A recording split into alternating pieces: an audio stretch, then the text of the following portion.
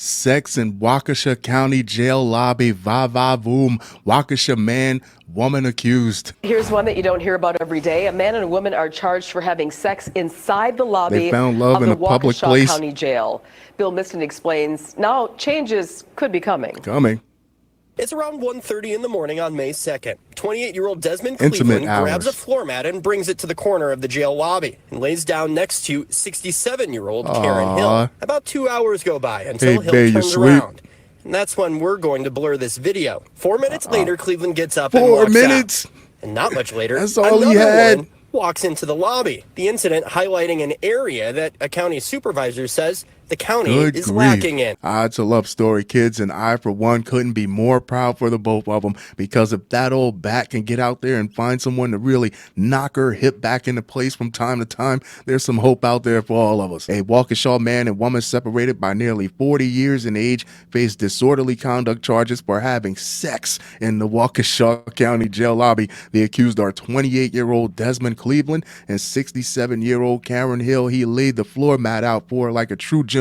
You could learn something from this guy, fellas. According to the criminal complaint, a sheriff's deputy was dispatched to the Waukesha County Jail lobby on Thursday, May 2nd for a possible disorderly conduct, lewd, and lascivious call. The jail supervisor called to report 2 individuals had sex in the lobby and that the female, who was later identified as defendant Karen Hill, was still on the scene. He tapped her for sex and she popped up like the Undertaker, like she thought he'd never asked, and then stared down the poor woman that had to walk through the aroma of their passion. I have one question and one question only. When's the wedding? The deputy was able to obtain video surveillance of the incident that happened around 3 a.m. that Thursday. It showed 2 individuals in the jail lobby engaged in sexual acts. The complaint says the deputy contacted Hill, who indicated Cleveland was her boyfriend. That's her boo. That's her young tenderoni. And they intended to hang out at a boarding house, but they got locked out. They then walked to the jail lobby and took a nap. Defendant Hill did admit that they had sexual intercourse and that it was consensual.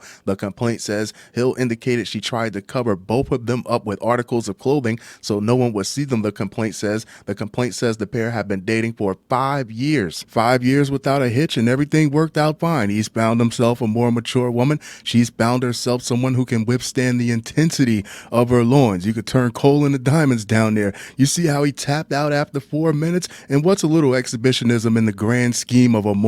When the deputy questioned Cleveland about what happened, the complaint says Cleveland stated sex happens. Where's the lie? Cleveland also said he knew there were cameras. He's letting you Jezebels out there know he's taken, damn it. Hill and Cleveland made their initial appearances in Waukesha County Court on the disorderly conduct charges on Friday, May 3rd. Each was given a signature bond of $1,000. The incident highlights an area that a Waukesha County supervisor said the county is lacking in. They didn't believe they had any authority to remove somebody given the current laws and current state or ordinances, said Waukesha County Supervisor Pete Wolf. The fact that this guy is sitting here telling everyone that they didn't know if they had the authority, that's more shocking than the people actually having sex in the building. It's illegal to have sex in public places. They were in a public place. You send a corrections officer out there, hey, you got to get the hell out of here, and you take your sully floor mats with you. It's that simple. Wolf said the loitering ordinance has been in the works for a couple weeks, but said the incident highlights the need for one. What is the confusion behind all this?